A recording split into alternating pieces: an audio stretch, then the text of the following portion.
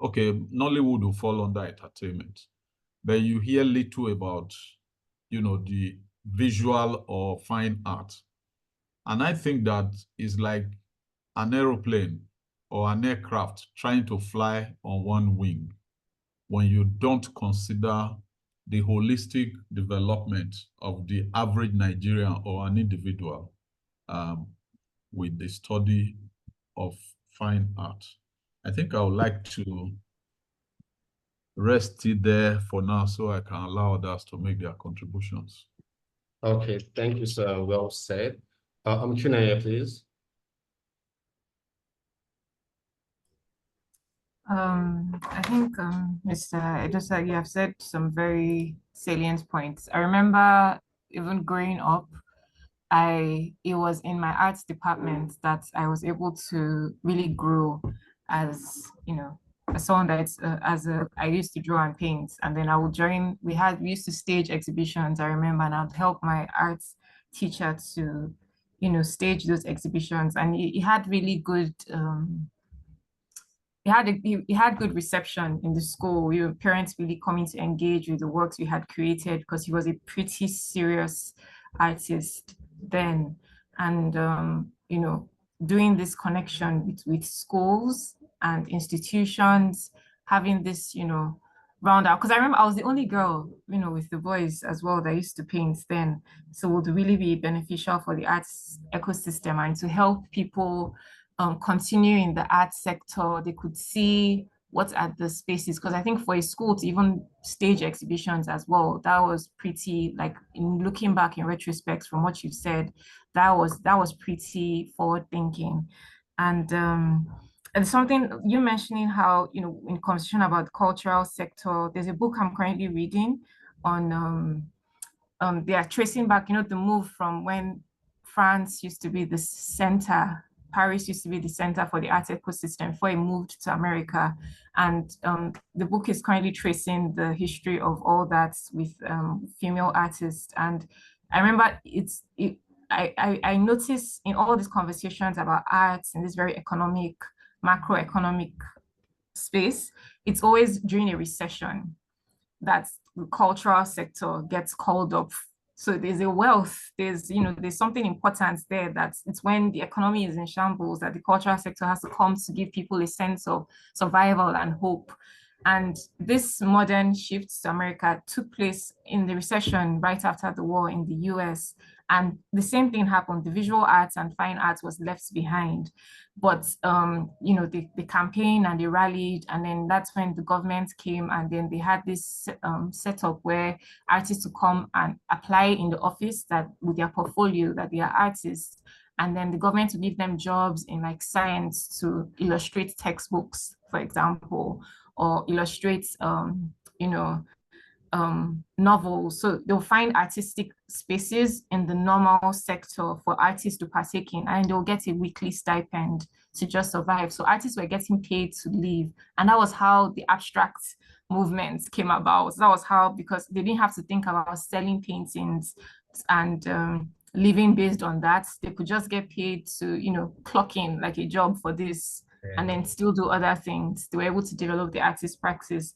And so there's something really to be said for the government and supports from government, private sector as well, coming to play a part with that would also be, I think, amazing, because again, looking at history, it's, new money has been the one that has sponsored artists to build church. I remember I just went to Enugu, and Falambaka is building a chapel. He's building I don't know what to call it, a chapel, a church, let's say church at the top of the hill. And then he has like, I asked who was the curator, because he has 7 artists building, because he wants to have this, Roman edifice, this Roman emperor. And I give him all his props for that. But and then he also made me think about Enugu and the culture of Igbo people, how the Catholic Church is our means of contextualizing our culture, but that's a separate discussion. But he has 7 artists working on the overarching theme, but then there's no curator. He is the building manager. So you can really see the disparate art styles in the ceiling And then you now look, so education of the audience to understand these sorts of aesthetic choices, I feel. Because, you know, you'll be like, so it's when you, and that is where like arts and signals is like sealing people together to understand how the gravity of what you are doing, the gravity of these decisions you are making, and how it plays into even the artist, how the artists feel connected to the work they are doing in that church. For example, who was the artist that did the church at Falomo? And we know, but you know, all those sort of discussions, these are private religious money, private institutions as well, making such big, impactful investments with art that would benefit from a more intentional thinking. So private sector is important to that. And I think also opportunities for networking, really, because if artists were being able to just discuss with, you know, the government, with private institutions, those third communal spaces where artists just have a dialogue with each other, because you're not just, you know, artists, you know, I feel you are making from your experience, and then you are embodying it in a physical form, this intangible concepts inside of you, but then, and you know, social media, and it becomes a whole hype. But I think it's a sort of spiritual thing when someone really connects with your artwork. It's a movement in of itself. So an opportunity for artists to really find themselves in that more organic, intentional way, that they are tied to that, so that a movement could form, and then it can be like a whole fighting block for their own style, would be really great and interesting to see. Yeah, I think that I can stop here as well. Okay. Yeah, so great. Thank you so much for that insights. Yeah, first hand to you, please.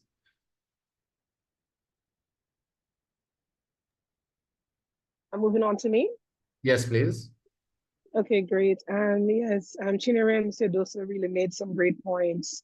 And I think the one that I'd like to add on to is the idea of needing to support artist practice and artist development, which is something that I've been involved with over the years. And I think a strong art ecosystem really needs to acknowledge that it's not just about the work that the artist creates and the selling of the work or the exhibition of the work, but it's what goes into allowing the artist to create very strong work, and what is a strong work, and how it is that this can result in an ecosystem that's not just about seeing what's there, but about the life of the artist and about what the artist can teach us in society and can help within society and can lead to any sort of transformation in society. So this requires, you know, having programs that really help artists to develop their ideas and to develop their concepts, especially in the contemporary art scene. It's necessary that, you know, artists are also saying something meaningful with their work, and that this can show itself in the form, but it can also just, you know, it's really about the idea that's behind the work that's becoming more and more important. And so for a strong ecosystem, if there isn't a place where an artist can feel that they can get that support and that mentorship and that teaching in terms of developing ideas, that can be a deficit in the system. So I think that's one of the biggest things for me. And then the second thing is really also about how it is that we also provide opportunities where an artist doesn't have to think about selling their work as a way selling their work as a means of getting finances so that they're able to make work. What are the other ways in which artists can have the subsistence they need, the accommodation they need, to have a studio, etc., that can come from not necessarily being a part of a commercial ecosystem. So if we have those things, then an artist will then feel freer to develop strong work, and will definitely be, since they are the center of the ecosystem, then the ecosystem will really add to an overall strength as well. For the art ecosystem. Okay, great. Thank you so much, and great points made by everyone. So moving on to the next question. what is required to be in building a more sustainable arts ecosystem in Nigeria, and why is it critical? And should, in case we don't take the steps to build this, right now, what can be the downside in the next 5, 10, 20 years? So we'll just go again from Mr. Edosa.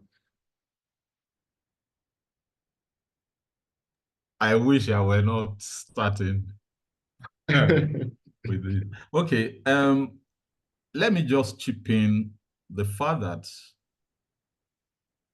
we have an ecosystem suggests to me that you need, like the last speaker and I think Chinyere had earlier contributed, you need a system that works in a collaborative way, in a way that, you know, enhances the growth of the practice. So from an artist's perspective, my personal experience has been a bit traumatic, because what the last speaker alluded to in terms of the space to practice, I literally grew up knowing that there is supposed to be a studio where an artist practices. Because from my primary to, okay, my secondary school, we didn't really have an art studio. Strangely, in my primary school, it was a public school. I never attended a private school. We had 2 art studios in Benin City. But in the secondary school, we just, you know, we adapted the lockers. There's a way you can suspend the top of the locker. It becomes like a table easel. That was what we used in the secondary school. Then, of course, in the higher institution, but within the community, what I find interesting or discouraging is that you can't easily get a space where you say, okay, maybe freshers from school can rent, apart from what the National Theatre used to do back in the days. But how many artists will come to Lagos? And maybe the studios will not take more than 20 artists. Meanwhile, the institutions are churning out all of the graduates. So these are some of the bottlenecks I found. Then secondly, access to materials. Materials are very critical to the practice of art or visual art. Access to materials is a tug of war. I also grew up, fortunately, having access to very good materials. But somehow, maybe because of lack of a national consciousness and a deliberate act of creating room, or even having the knowledge to pass on to subsequent administrations, you start seeing where artist materials were categorized under house paints. This is shocking. You will not believe it.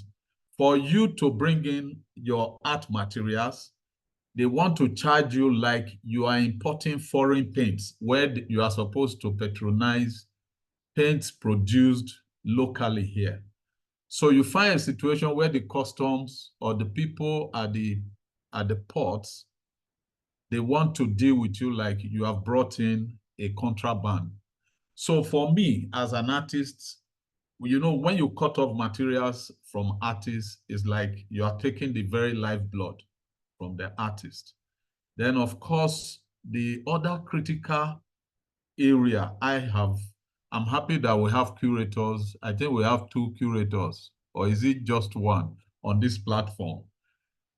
Is that we need a system that we have 1 curator and 1 art facilitator. Yeah. Oh, well, I'm happy they are both on this platform. So we need a system where artists and these people who have the knowledge of grooming or helping to develop the artist. I think the last speaker also alluded to that in his opening contribution. In such a way that the artist is saved the burden or relieved the burden of having to think about how to market.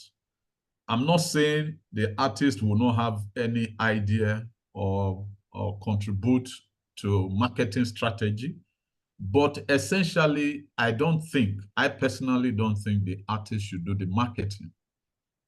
If you have a situation whereby the artist has undergone the creative process, maybe with a creative director or something, and the person is just focusing on making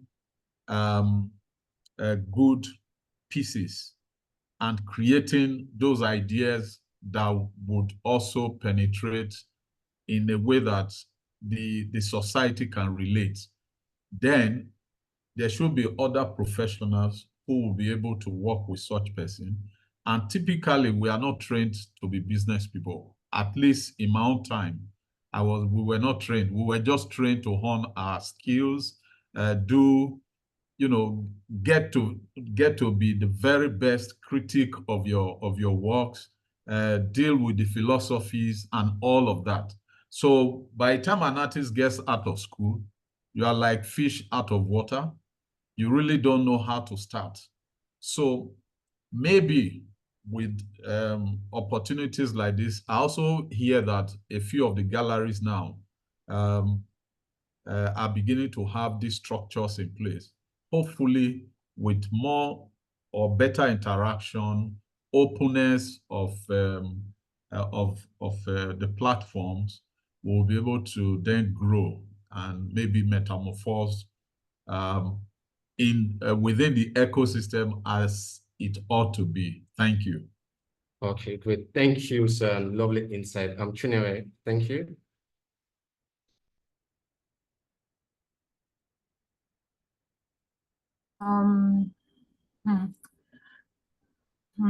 So I think a gallerist would also even be beneficial as well, add more perspective to this conversation. But yes, the artist is, the creative, and they are making their works, and curator helps supports them and their conception, because I think the work is the contents, the concepts, the material, and help them in all these different sectors to make sure that it's all with integrity, and help them talk about their work, help them present their work, and see what's right for them to walk them through that process. And then have the galleries that speak to collectors, to there are some curators that I feel that are good at doing the work with the galleries as well. But I think, I don't know, I feel that it's when having more a framework that is more of the curator working more on the artist development rather than sales. It's what I believe on my end. I don't know, Tracian can contribute to that, but that's what I've been sort of the idea of thinking about more, because I feel it's only an artist that can talk about an artist's work and be able to truly see them and see what they're trying to see and represent them well. But that, the business angle to find collectors, educate them, sort of groom the collectors, then the different angles they could sell with auction houses, galleries, fairs, that's a whole other conversation, really. And there's a space that we need for that right now. Galleries, there's the whole talk about galleries having such a hard time with the economy as at now. But I feel it's also a good time for democratization of art, because artists could collaborate and stage the exhibitions together. Though we need for spaces for them to be able to stage the exhibitions, by themselves. That way, like I mentioned, like from what I've read and what interests me, I see is art becomes very in vogue during the recession times, and it's artists supporting each other in their communities, in their networks. And then there are also institutions that can help this other framework, that would help with grants and funding, and right now, I think there's a very big push. We have more Nigerian money in the cultural sector than ever before, I believe. You know, with Kuta and Abia Kuta, Angels and Muses are just, you know, rolling out new series of residencies and opportunities for artists and curators in Ibadan, Kobo, Mije, please. I'm so sorry, I don't know if I'm pronouncing that right, but they are also another great institution on the come up. So there's a lot of Nigerian money that is funding the arts now more than ever, and I think that's amazing. So that we can, you know, grow our own voice and our own styles, and it's an opportunity that artists could key into as well, instead of, you know, continuing to chase for sales, which can also sometimes be at detriment to your artistic voice. But there's also that option as well, going the institutional route. The Goethe Institute, the Alliance Française, they also offer space for artists to show their work. The Goethe Institute, also in the library, is something I'm looking at. How would the library be that space for more, you know, research and academic-based artworks to be created? We have workshops and, you know, opportunities for artists as well in the library, and you could have a conversation as well. And yeah, I think, you know, the life of the artist is, to be an artist is such it's a luxury, you know. It's this, you want to be out of the societal framework, you know. So the framework is not, it's not going to be the same as, you know, what we would find in a more capitalist enterprise driven system. When you talk about the business, it's a very different thing. You know, they have seminars about the invisible economy, there's the art sector. So it really takes problem solving and critical thinking, especially for the artists. And like I mentioned, institutions are also there. I think what Emmanuel, you're trying to do with VASCAN Kudos as, it's also a very, very great opportunity. How would technology be a space for the artists to show their work in new, innovative ways? Because that's the ultimate goal, the self-expression, honest and excellent self-expression. So that can also be an avenue for artists to do that. And I think you also asked why it's important as Yes, well. Please. Yes, please. I think, you know, it helps cement the voice of the nation, the voice of the country, you know, the African eye. What does it, as, sorry to get political, but, you know, when a country is colonized, they say you have like two eyes, you're looking at things, this Western eye and then your African eye. But then what does that mean to look at things with those two eyes? What does it mean to take one eye, still sublimating the other eye? You know, those conversations that as an artist, you have the space to think about, to explore, and then present it for the masses to also think about, to distill this feelings that, you know, it's hard to find the language for. So without the arts and without the support, we wouldn't have these platforms for those conversations. And when we have those conversations, we can then have those conversations on the global scale, you know, with not just art fairs, with also biennials. What are we showing as a representation of our voice at this time to the global art scene?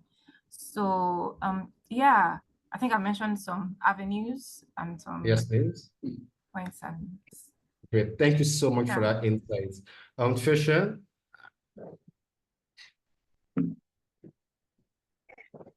There's a lots of maybe overlap in terms of what I was going to contribute, and Chinyere just talked about, but maybe I'll just, are you hearing me okay?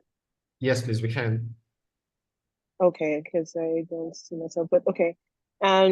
But maybe I'll just try and jump back again on the idea of the downsides. Like, what's the downsides of not having like a sustainable art ecosystem, and one that's a strong one? I think, you know, what's amazing about Nigeria is the fact that so right now I'm in Kampala, for example, at the Kampala Art Festival, which is in some ways a biennial of sorts, even though it's not biannually, so they don't call it that. But it's a show where you have art all over the city, and very embedded in different locations. And they're looking at the theme of pure instructions. And it's none of the art can be sold. I mean, maybe there are a few sculptures that can probably sold. And I mean, and I know the Lagos Biennial also happened, and so persons also have this idea of what does it mean to experience art that is less about what the art is and more about what the art is trying to do, what the art is trying to teach us.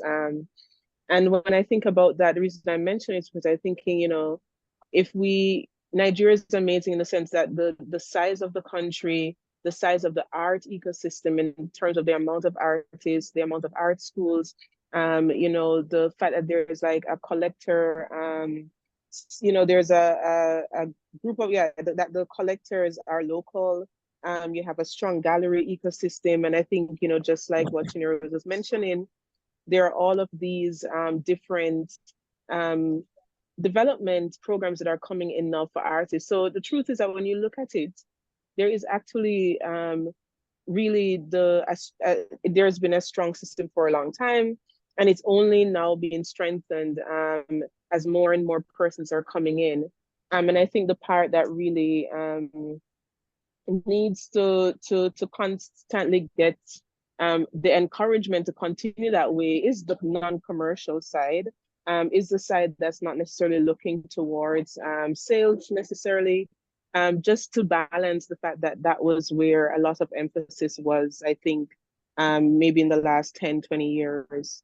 And the reason I'm talking about this, because when I think about one of the downsides of not developing that aspect of the art is that, sales, the commercial aspect of art will always be linked to trends, especially in the global art ecosystem. So yes, we have the local collector groups, collector class in Nigeria, which is great.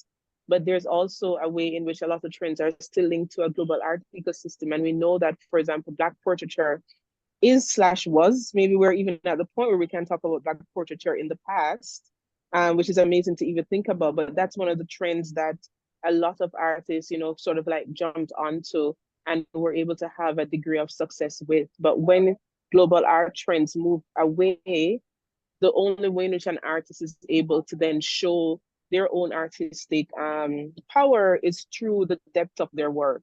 And so it's so important that this depth of work is constantly encouraged and developed. And otherwise, it would just be that, when the trend moves along, we just have artists who don't necessarily know in what direction to do or where to place themselves.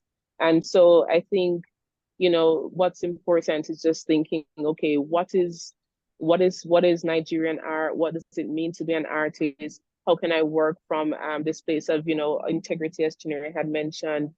And how can I know what my practice is, no matter what the market says? And I think the constant development of that kind of practice would lead to a lot of really great independent artists. And the interesting thing is that I think, the wider both national and international art scene will always respond to a strong artist. And so, yeah, I think the downsides of not having that is that we would then sort of get left behind if the global art trends move away from what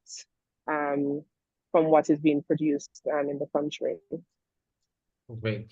Thank you so much once again. Okay, so we are going into some specific questions, and we are pressed for time. So I will I'm going to request we each contribute of about 2 minutes. Of course, we are pressed for time. So this is going to Mr. Edosa. Looking at your practice for about 20-30 years, how has the Nigerian ecosystem impacted your art practice and contributed to it so far? I will appreciate if you can stay within 2 minutes. Thank you. Thank you. I think it's a mixed bag.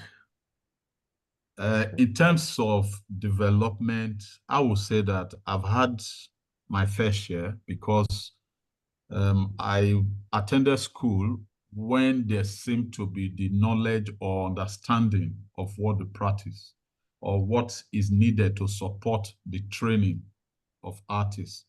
But the dilemma came when I wanted, or when I decided to get out of advertising to start practicing.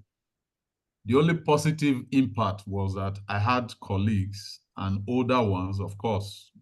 We have people who are ahead of us to inspire me.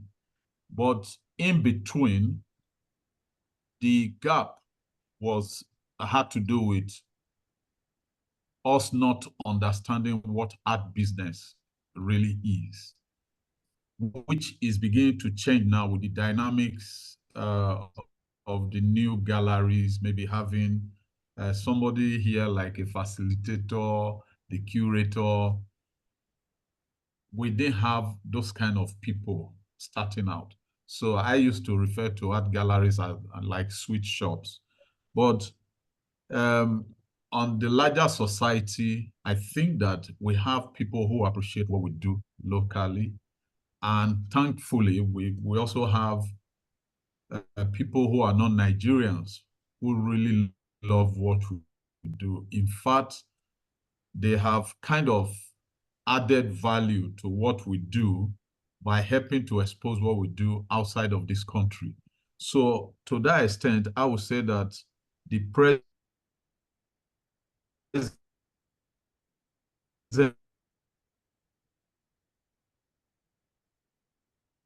between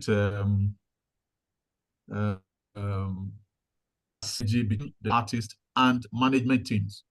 I think because you say we should be mindful of time, I would like to just pause there because there are a lot of negativity. I talked about materials earlier. It is very, very crucial because in the how do you call it? Okay, for lack of a better word, let me just say, when you have to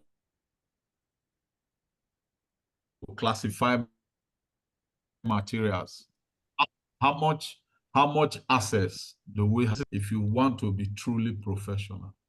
So I'll rest it at that. So we can take that as a major challenge, but in terms of how we are evolving, I'm happy that we have younger artists, we have people who are ahead of us, we also have colleagues, and now technology has also shrunk the ecosystem in such a way that you can belong to a global community of creatives. Thank you. Awesome, sir. Thank you so much, sir. Yeah. So this is going to Chinyere and Facilitator. With Nigerian galleries going global, right? But yet just few notable arts fair is happening in Nigeria, which is the Artex Lagos, and just recently plus 234 art fair. What measure can be taken to enhance on the art fair in Nigeria and not just Lagos, right? Because right now ArtX is in Lagos, plus 234 was held in Lagos, right? But we have other states in Nigeria. We have about 36 states, right?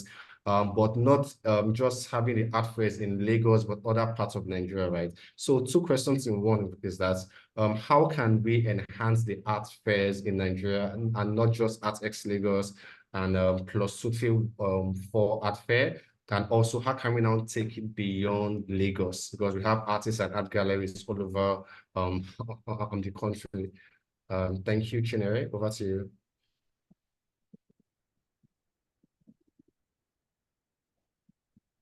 Sorry, I think you're on mute.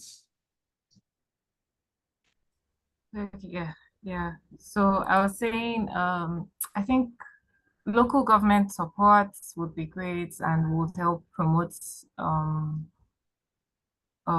interest and participation in the arts. There's also private sector as well. I know you mentioned like art fairs, but also biennials are really amazing. And so this is where the people that are more business oriented in the art space could really champion and push forward. Artists could also form artist collectives and show their works together. they could collaborate with these private institutions and the government to just, because, you know, when you are a strong artist working with integrity on your work, with your community that also believe in the messaging, because, you know, being an artist is like being a pastor almost. You know, you could come together as a collective to show your work together, and that could be in itself a showing, the community showing of artworks. Yeah, education, audience education, paying attention to programming as well, and audience education, because to understand art takes a lot of critical thinking. It's a privileged practice. As the artist, you're creating your work, but someone to receive your work, it demands of the audience. It demands of the audience a patience, you know, the attention you took to codify the work. It demands the audience their attention to demystify and understand what you have created. So there should be some investments, you know, in the sphere that would help build the audience as well. Yeah, that's my contribution to that. And then technology as well, technology. For virtual art fairs and online promotion.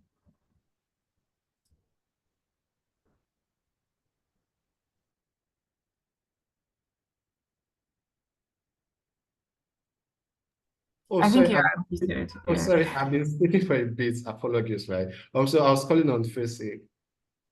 Yes.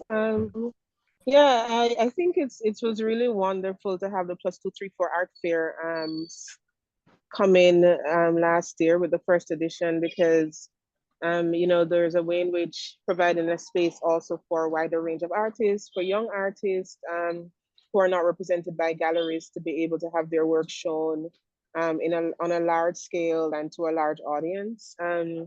So I think, you know, that's really wonderful. And I think also ArtX for sure has created an art season, or has, you know, I mean, it ties into other things that are happening in Lagos at the time, but for sure, you know, there's a whole ecosystem that has been built around ArtX. So it shows how important it is to have these kind of fairs. And so, I mean, in some sense, you know, you know, when you think about cities and fairs, maybe it's enough, right? Maybe it is good. I mean, I know Lagos is massive, but maybe two fantastic fairs, you know, is good for the year. And then a really, really amazing biennial. Maybe there could be something else that allows for the, you know, the sort of grand showing of work, and throughout, you know, something else could be added. But I think so in terms of Lagos, I mean, so I would actually love to think more about your question about elsewhere, because I think that's a really interesting question. And yeah, for a country as big as Nigeria, where there's so much happening, and in fact, I mean, Lagos is the center of the art scene, but when you think about the art schools that have a lot of think about the art schools and think about the art movements that have the larger what you call it, like, that are infamous. I mean, you know, you're thinking about Nsukka, you're thinking about Zaria, you're thinking about, you know, what's happening in Ibadan with the Bali movement, you're thinking about Oshobo, you're thinking about other spaces where you do have artists that have come through and have had a lot of impact on the Nigerian art scene, and are quite revered. So I think that is where, I mean, I was just, the thing I wrote down was art schools. Like, I think it would be amazing to think about ways in which, you know, like, you know, the art school end of year shows could become a thing for people to go to, you know, because it then becomes, you know, you want to see who is new, you want to see what's happening in different places. I know in Suka that they do have a museum that has started, and that they're also doing interesting exhibitions there. So that is something that is also, it's a small space, but it's still not just a gallery space. And yeah, I mean, I do agree that, you know, like when you think of Abuja, like, of course, why isn't there anything massive happening there? So but I mean, in cases like this, though, it's more a situation of whenever you see something not happening, then it just becomes something more exciting to happen. But I think, you know, like, that there is a possibility that someone is going to fill in the future Ibadan, I think, is a place that people are looking to know. And I think more persons should, the train from Lagos makes it easy as well. But like there's a lot, I think, Chinyere mentioned Kobo Moja Air, but there are also, new institutions forming in Ibadan, a strong performance art collective practice. And this, of course, ties into a longer history of having like real interest in architecture and artist spaces in Ibadan. So I think part of it is that it's not available, and part of it is that we need to travel more and go to the places and experience more of what's happening. And we can start with a place that's a little bit closer. For those of us who are like mostly based in Lagos, that is, of course. And yes, I think, yeah, that's what I'd like to add. Okay, great. Thank you so much for that insight. So back to Mr. Edosa. As a professional, right, which will you advise? Selling through an art gallery or selling directly, right? And how does it impact the art ecosystem, right? Selling through the art galleries or selling personally, and what do you have to say about both medium of sales?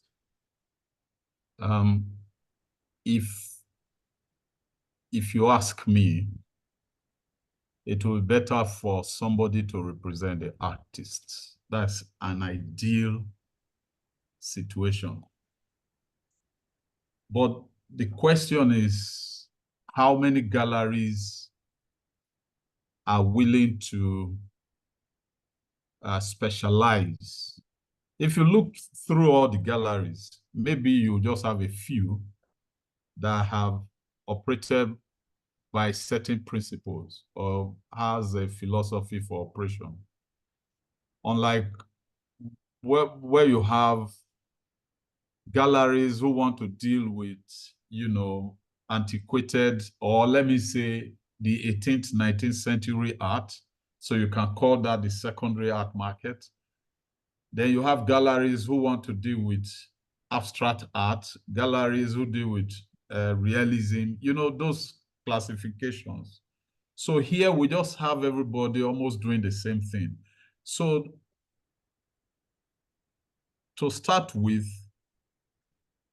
it will be difficult for the artists to then depend on selling through galleries. But if we can have dealers, and if we can have maybe curators who work with the artist, I don't know, I think some curators now, maybe Tracian can correct me if I'm wrong. I think we have curators now who also double up as marketers. When you introduced Chinyere as a facilitator, I saw that role as more of administrative. Or do you also facilitate the business? So these are some of the very tight areas that we need to. Personally, I would love for somebody, because I don't think I have the talent for business, because it distracts me. But in the situation we find ourselves for now, the artist will have to, manage with the mix. Because when you even want to try and schedule people to visit your gallery, or your studio rather, it's like you are snobbish. But the reality is that when you take out 3 hours from the day for an artist, is a big distraction for me. So this is where it gets very tricky. And that's why I said earlier, personally, I would love for somebody to represent me, handle my business. So that's talking strictly personal. But if you generalize it, a lot of artists, we also have overheads. Even when we don't know how to put them down in black and white, these are my overheads. So, and you want to breathe, you want to be able to stay afloat. So I think a combination of both, if you can manage it, could work. But the negative part is what I mentioned earlier as an artist. I hope I answered your question. Yes, you did. Clearly, to be more professional, get someone to sell your work, and you focus on your practice. Right. Yes, wait, thank you so much, sir. Yeah, so on to Chinyere, right, and to Trisha, right? Right now, it's approximately, and this is just a rough sketch, right, on just a rough estimate, right? Is approximately 100 artists to one art creator or one art gallery right now. What can be done to expand the art curatorial and art administrative sector in Nigeria? Because we have lots of artists and we have very few art creator, art administrator, art galleries, right? So what can be done in that sphere, right? And just to buttress that as well, you mentioned angels and mutes. Right now, they are doing a program for art creators and to bring people into the art creatorial space, right? So apart from what angels and mutes are doing, right, what can we do to enhance that that sector, right? Because what Mr.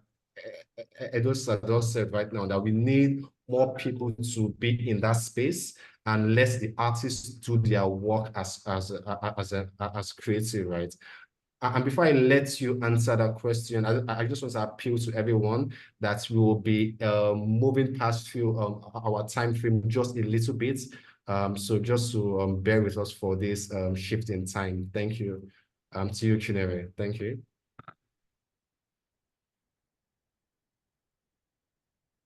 I don't know. Tracian, would you like to lead this question? Okay, fine. Can I? Yes, please. I understand why you said that, because it's a hard one. Because I don't know. I feel, when you think about just size, when, I think a lot of times when we think about the society and what the society allows for, one would think that because of how difficult things can be, that it wouldn't allow for as many artists as it allows for. But I think one of the joys we have in Lagos is that you have so many persons who, despite the precarity, they choose to follow an artistic path. And I think that is something that we have to celebrate. Now, the question then becomes what to do with the art that is created. And I think the first thing that has to be acknowledged is that, not every art that is created is going to be fit for show or fit for showing in the exact same way.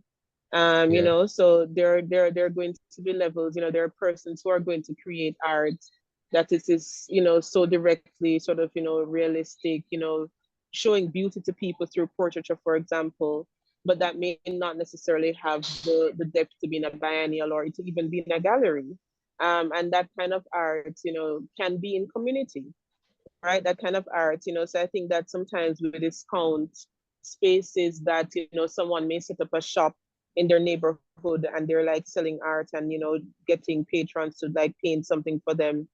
We may discount that kind of art as not being a part of the art ecosystem, but it is. It's doing a specific work within the community, and so we need to consider that as a part of it. No, so the second is then, okay, gallery spaces and gallerists and this more commercial aspect of it. There are quite a lot of galleries, I think, in Lagos. Like I think there could be more in the mainland for sure, right? All of them are, the majority are concentrated on the island, but there could be more in the mainland.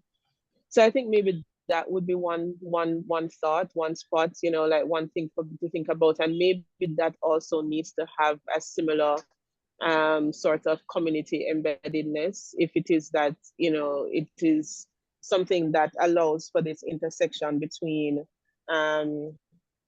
doing work community and also being able to be commercially viable. But even without that, there are many places on the mainland that you could have fantastic sort of galleries similar to the ones that we have on the island. So maybe that's a first point, is kind of thinking about. And in that sense, I think expanding spaces that do provide cultural, like, you think about Roving Heights, not Roving Heights, I'm thinking about Ake.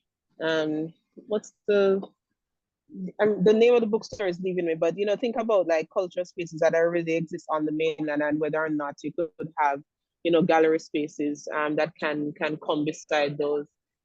it's hard for artists, but it's also hard for curators, right? You know, as curators, they also, it's even more so than the artists. I mean, I'm talking about gallery curators now. Their whole their job is so connected to sales, in terms of their remuneration is so connected to sales, that it's not necessarily easy to take on curatorial work as like a proper full-time work, unless you also have a gallery owner who is able to pay you full-time, right? So I think that that's one of the reasons that we have to also acknowledge that for curators, it can also be hard for us to have the same amount of curators as you would necessarily have artists, because a curatorial practice can also be just as difficult as an artistic practice in terms of getting the funding for that.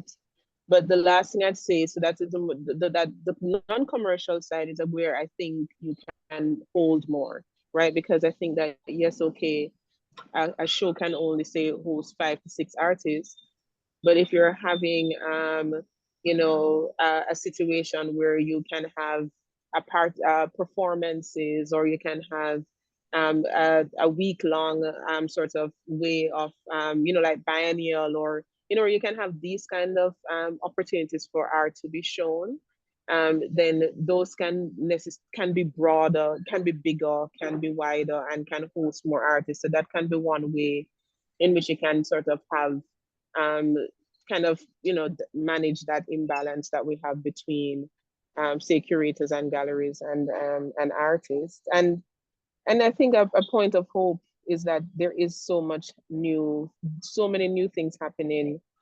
So I do feel that, you know, maybe 5, 6 years, that that ratio is going to be lessened by quite a bit. So yeah, I'm hopeful. Yes, we are all hopeful, right? And also putting in the work, right? So thank you so much. So final question, we are going to be merging 2 questions in one, right? What role can the government play and private sector play in building a more sustainable art ecosystem in Nigeria? And what are your final thoughts, right? So those 2 questions in one. What role can the government and the private sector play? And also, what are your final thoughts before Richard comes on board and demo Vascan? Thank you. Mr. Edosa, to you, please. And apologies for starting with you always. You see how I'm shaking my head, because in my 63-year-old journey on earth in this country, I don't know, the government, I think they should just stick with policy and be faithful to policy. I would rather prefer working with the private sector, because it is what it is. The government does not know anything about what we do. That is the truth. Even when you have artists who get involved with government, they are kind of subsumed and they are never listened to, because we have politicized everything. Have you seen our museum? The museum itself looks like a museum piece. So there is no evolution in that space. Okay, for instance, do we have a national gallery of art in Nigeria? Have you asked yourself that? But you can see what the private individuals are doing with galleries. I was at a seminar, no, I was at a talk shop a couple of years back, I think about 2 or 3 years now. A private person challenged the federal government representatives present that him and his colleagues were willing to build a befitting national art gallery. They should just give them land. Was that too much to ask? Till today, nothing has happened. So I don't want to talk about government. What I think government can do is to just call us to sit with them to formulate policy, and they can use their government to government interaction to also help the private people who are already spending and committing all of their resources into developing the sector or the ecosystem. I think they should stop at that. That is the only role, I think. If we start looking at them to provide funds, to do what we think, we'll just be wasting our time. That's my view. I don't know if that is coming from a hurting heart or a broken heart. But the reality is that I don't think we should look at government. We should just tell them, let the policies help the institutions that are presently running the show. That is what I think. Okay, thank you. And your final thoughts, please. My final thoughts will be, art business, like all of the other discussant on this platform has said, it's more of a social, should I say, it's more, it's like more of what you will not classify as commercial, even when money or finances are involved. So it's a marathon. It's never a dash. So, and if you have that behind your mind, you will not be pressured to live like the big billionaires or the rich people, even when in the process you can live comfortably well. I hope you get the picture I'm trying to paint. So for us who are practicing, what we really need is the right environment, like all of the contributors have said this evening, ability to interact across board, mutual respect, and looking forward to always bringing something to the table, so that for the benefit of all. Because I have learned a lot from the other two contributors here this evening. I think, or this afternoon, I think that will be my final thoughts. And we should just, because we have more and more people coming in, young people, old people, there is a kind of collaborative effort already on the private scale. So I think we should be hopeful that it will develop. So government should encourage the people who plan the school curriculum or syllabus to have these things taught in schools, primary, from kindergarten, or is it creche now, to the very zenith of educational institutions. Okay, thank you, Mr. Edosa. Chinyere. I think very well said. I mean, I remember I worked on the last Lagos Biennial, and it was a very hot topic for Flakunle Oshun, the director of the Lagos Biennial, who refused to have the government contribute, aside from giving their endorsement towards the biennial. Because it's even common in biennial practice once the government gets involved, because it's a form of soft power, a form of diplomacy used. And the way Festac was treated, the Dakar 77, when you look at past arts festivals, once the government gets involved, the US CIA having a stake on Festac, the politics of it all, it sort of spoils the authenticity, the artistic integrity of the entire affair. And bureaucrats entering the budget line, and you find that a festival you budgeted for 8 million is now over $700 billion sunk deep in. So I totally understand when artists, art workers are quite hesitant to work with the government. But I don't know. I think it's this current book I'm reading. Like I see, like that framework that they did, where the government, it was an artist. So what they had was an artist that was the liaison. He also had a curatorial practice, the person that sat in the office that would just go around. He would go to art studios and be like, do you want a job? And then you just come to his office and he will give you a job. So he was just there lobbying, just somebody that's just lobbying on the behalf of artists in these private spaces. They don't have to be a politician. Well, yeah, that was the framework that he had. That artists were able to, they got about $45 a week to be able to live, and they were illustrating biology textbooks.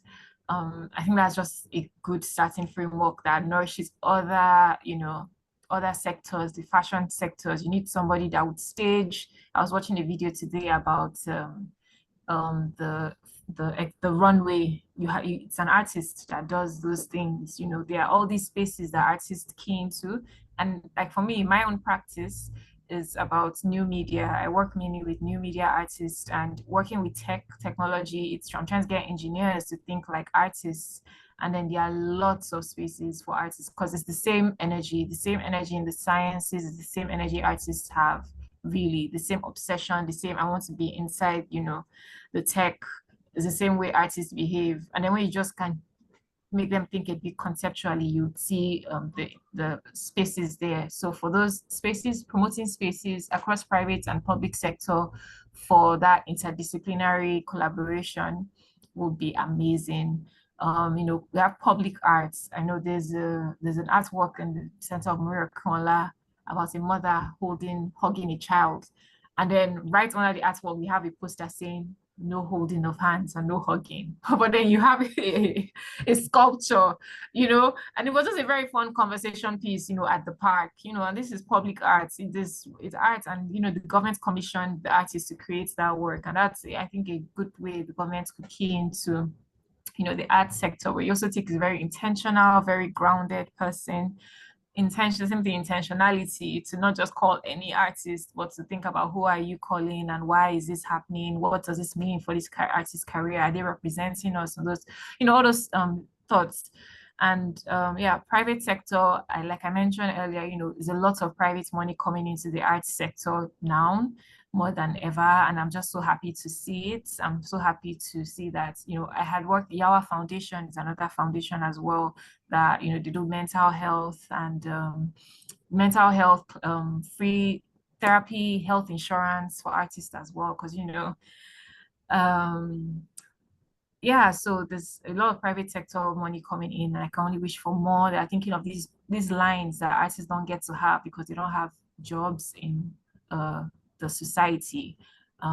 So, and that's another place private sector to come in. And I mentioned opportunities for networking, collaboration, for artists to have that dialogue with collectors, gallerists would also be beneficial as well. Great, thank you so much. Yeah, Tricia, up next. Yes, I wrote down here space, because I think that when I think about what the government can do and what artists, I mean, private sector can also do, is also to provide use of space, because that is one of the things that is very lacking when it comes to the art sector. And, you know, I think just to jump on the private sector part, an example, of course, is +234 Art Fair, where EcoBank provided that massive space for the fair. And that is, you know, that's what allowed it to happen, right? I mean, the space, but also other forms of support, of course. But, you know, being able to have something like that means that you can then produce something fantastic. And, you know, when it comes to the government, I mean, I think I was going to stay care of this question, but I mean, when we were talking about what the national institutions are, I was just like, you know, the truth is there are these national institutions, and I mean, I think the recent appointments, you know, Tola Kerele with the National Theatre and other appointments in National Gallery, etc. You know, I mean, there is some hope that when you actually hire persons who do have true experience in the creative and art sector, that it can lead to things happening. And already you're seeing a bit of that with certain workshops at the National Theatre, and ideas of and possibility of renovations actually being finished, and you know, that kind of thing. So I think that when there's hope. I mean, as I said in my thing, I'm Jamaican, and I mean, I used to work in the system, the government system that the National Gallery was a part of in Jamaica, and you know, I can see how it functions when you have I mean, a lot of things don't work in art in Jamaica. We don't even have anywhere near as strong as an ecosystem, but we have a National Gallery that actually does exhibitions, and it makes a big difference. So I think that if only the buildings that are already there can have the right leadership that can lead to things happening, then it's good. And I mean, I think one example of this is, I mean, I think we can't forget what that little room to the what I'm gonna say that little room to the side of the National Theatre does, but I mean it's an important space, right? The National Theatre, that room that is rented out for exhibitions, have been used by so many persons to be able to show work in a non-commercial way. And that's just one example of how space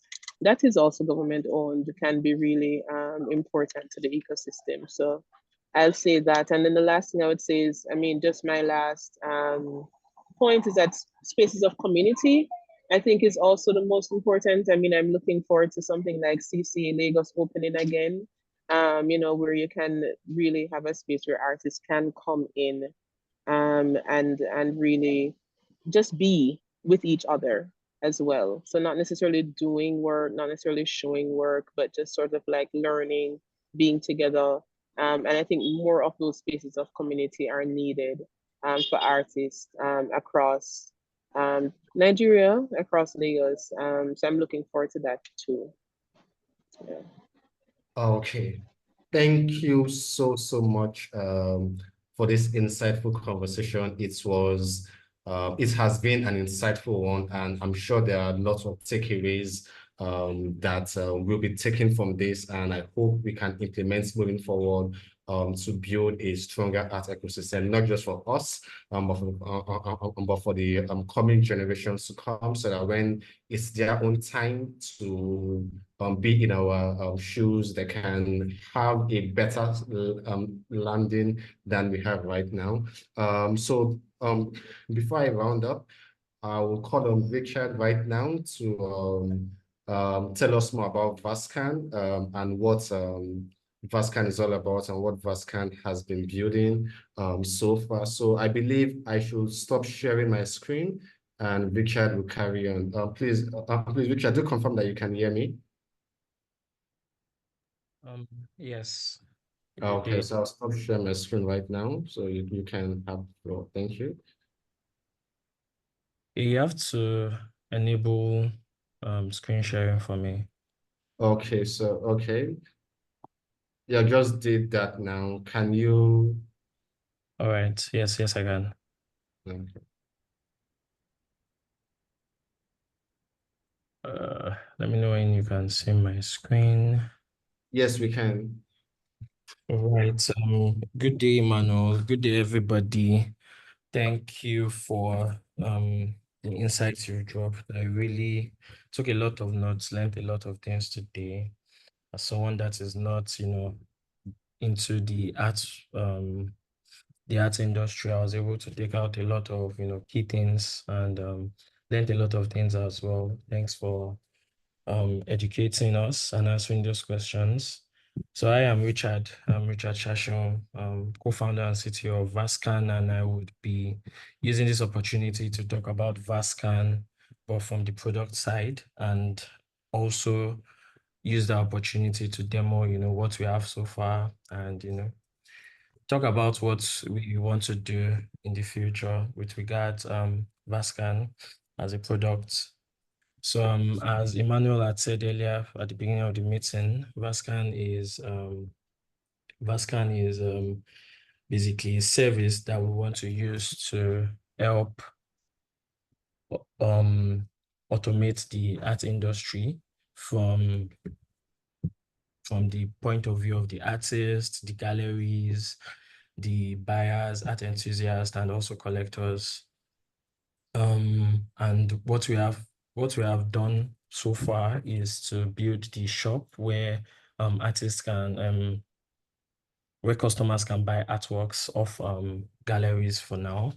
And but more is still in the works, and I would be going through the platform as a customer, and then more of my discussion would be at the side of the galleries where they would use the software to manage their internal like day-to-day activities and to make work easier for them.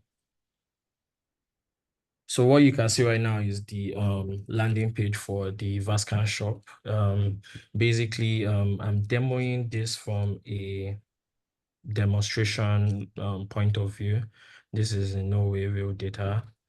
If you want to go through what we have so far, you can do that via the link vascan.io. But right now I'm just demonstrating using like demonstration data. So from here, you will be able to see, what VASCAN is all about, featured artworks on the platform, a sneak peek of our catalogs, and you can also showcase your catalog. So basically, this is the call to action for the galleries and collectors, as well as art studios, where you can register. I'll be going here in a bit. But also VASCAN will help facilitate like events and private rooms. So as a gallery, you have like events that you would want to, have like a page where users will be able to learn more about that event and look at the artworks that are currently tied to said events, artworks and collections, and also, extra information about your galleries and all of that, as well as a 3D representation of that particular event. VASCAN would help you do that. And here you can now see the collect community of organization, galleries, and studios we have, as well as FAQs. So this platform works the way any traditional e-commerce platform would work. That's for the point of view of the customers. Let me log in as a customer, show you.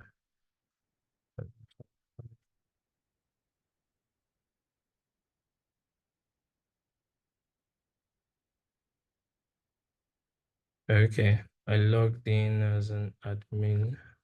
Give me a moment, please.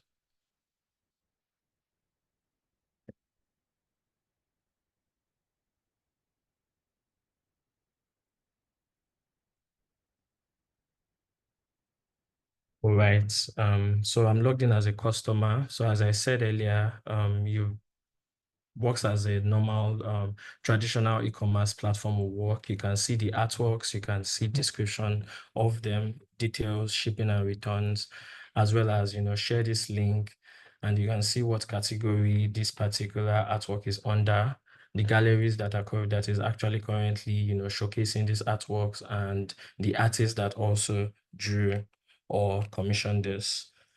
So just to show how it would work, you add to the basket, that's your cart. So hold on. Okay, this product has already been sold. Yes, this indicator is sort of to show that this particular product has been sold. Let me see if I can find one that is not sold, that hasn't been sold yet.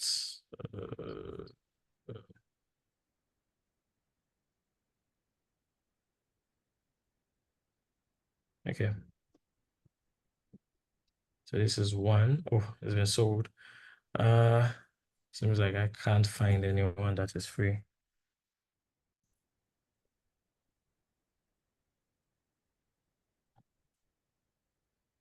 Okay, one has been added. All right, so let me check out.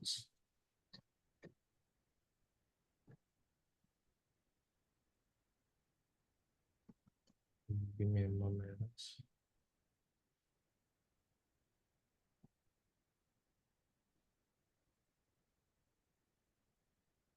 Can you still see my screen?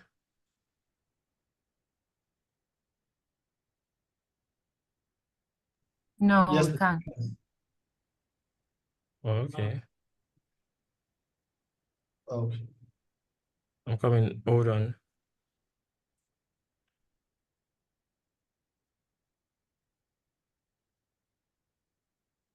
Can you see it now? Yes, we can see your screen, yes. Okay. Apologies. I had of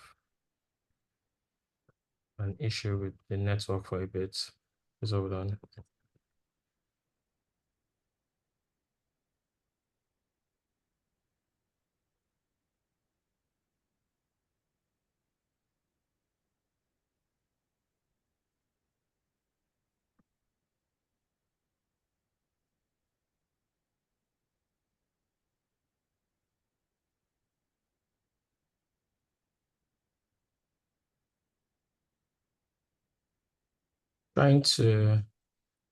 trying to take you through the process of like creating an account as a gallery so that you see how the gallery would manage the artwork. So I'm signing up as an art organization. I would do the normal thing to upload the logo for the business or whatever business type I choose. Put in my business name and a short description.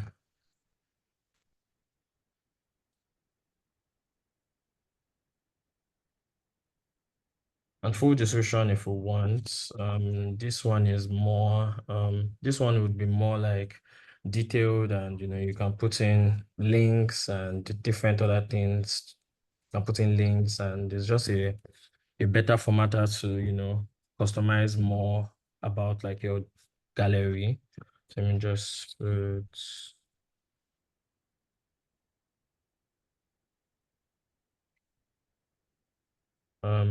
going to use email gallery to your mail.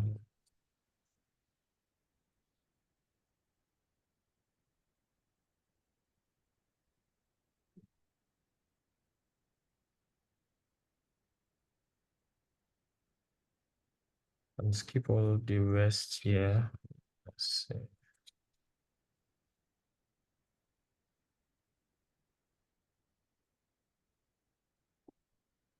Oh, sorry, email already being used.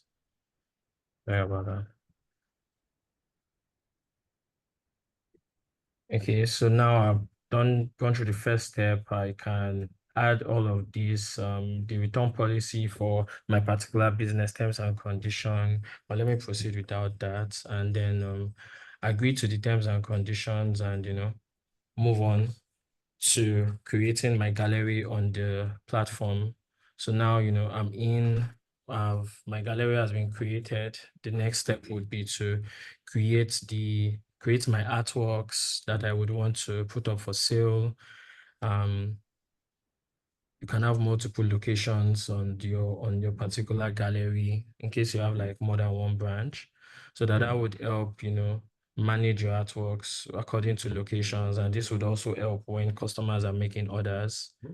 They would know where they are shipping from, what location they are shipping from, to help with proximity and like calculating delivery prices, delivery fees.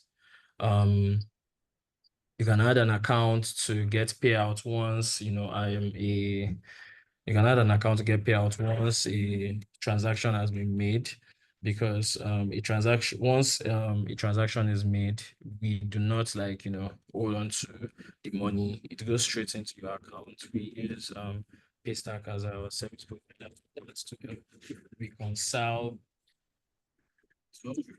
payout, the different calculations that would come with the gallery, like with the delivery tax and service charge and all of that. So we know we hold on to the money as it comes. It gets into the whatever account that has been added here, and this is where you would manage your orders, orders that have been made via the platform. Yes, this is where you do events. So you can add your events, create events, manage your events here. And when you're creating an event, you add artworks you had already created to help, show you how to add like the particular artworks that you want to add to the exhibition or event. And yeah, so this is it. I will just quickly add an event, an artwork, just to show you the process. It's very easy and straightforward.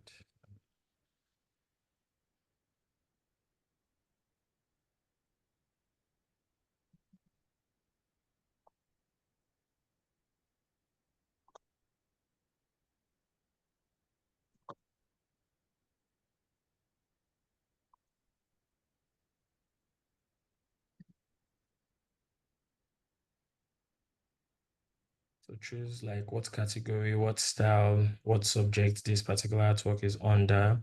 And yeah, I forgot to show you something. So there is also like a kind of size guide that you can use to like show how the artwork would look in real life, because we figured that that is a sort of pain point for some of so for customers that want to buy, they might not be able to quantify the size depending on what the user puts.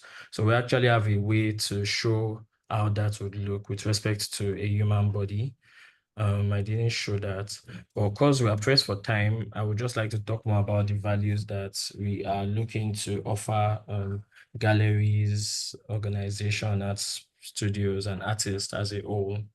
So with what I've shown you, this is just the preliminary work that has been put in to, to give galleries and businesses the avenue to, at least list out their work and make sales. We are currently working on so many other features that will help facilitate this, like invoicing, teams, so invoicing for offline sales, teams, collections, set up for that, for the private rooms that I mentioned earlier, and many, many more.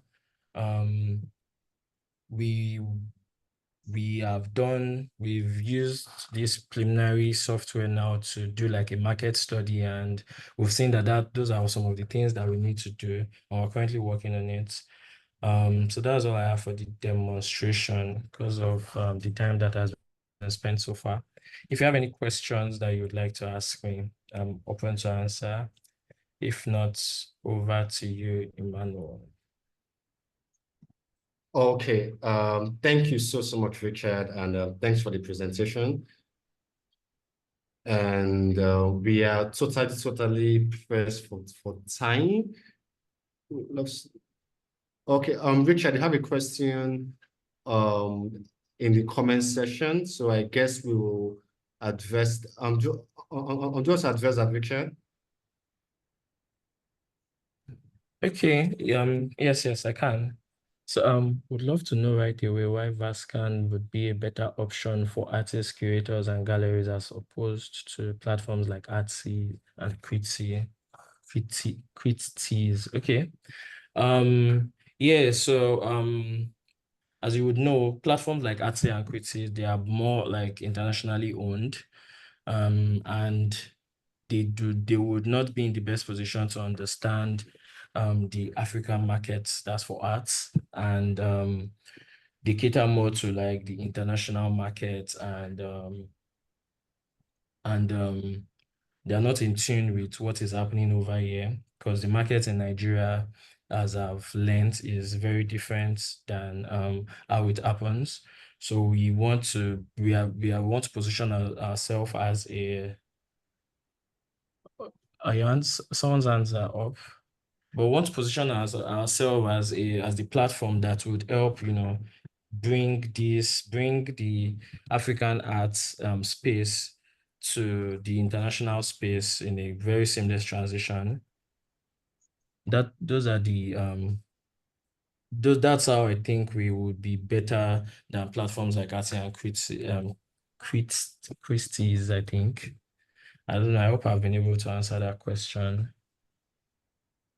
Okay, great. Thank you so much, Richard. Okay, please go on. Yeah, I'm sorry, I'm taking some time. I joined a bit late, so that's why I'm saying all these things now. Hi, Richard. Thank you so much. That was actually a cool platform.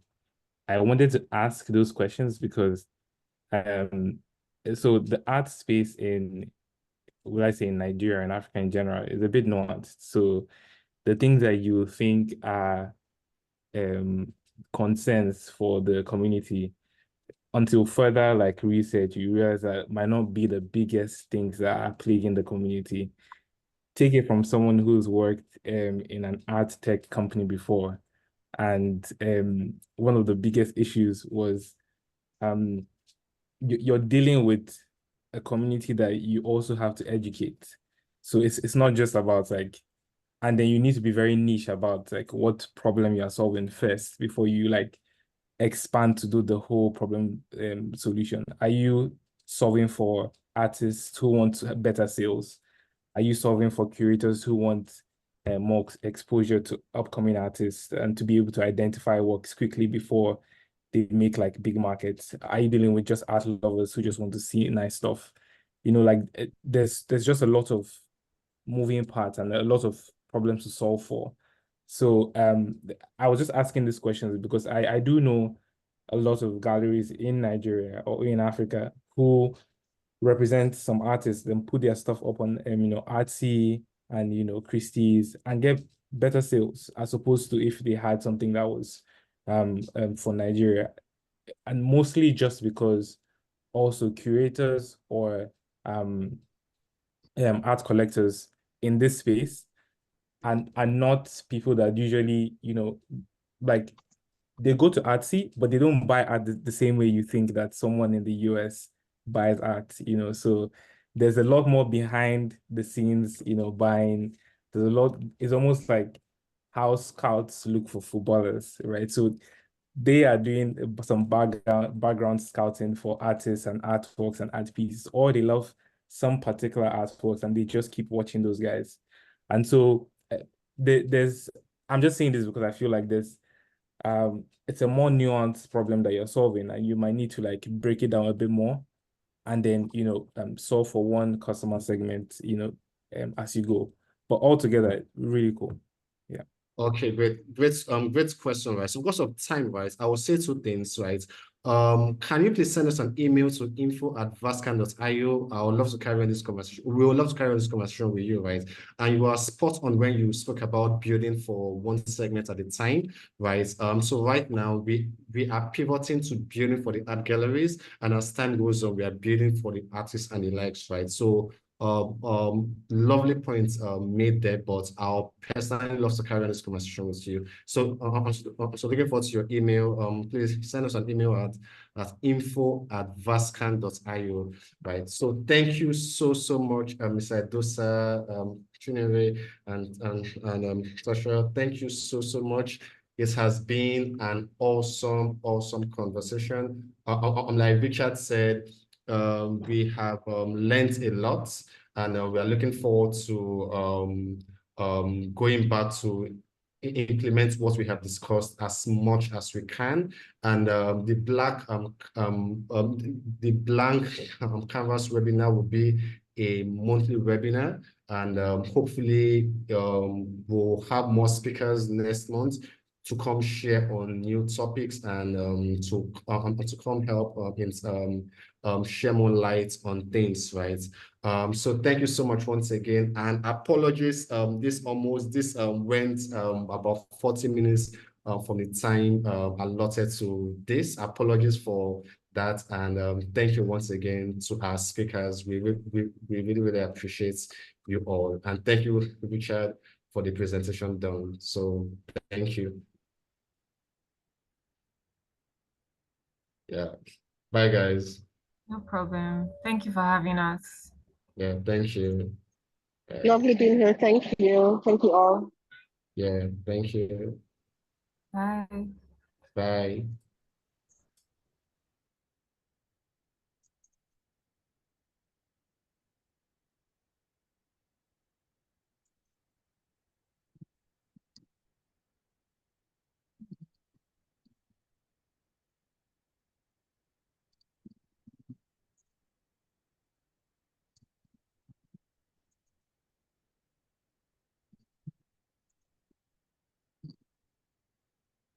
Mm.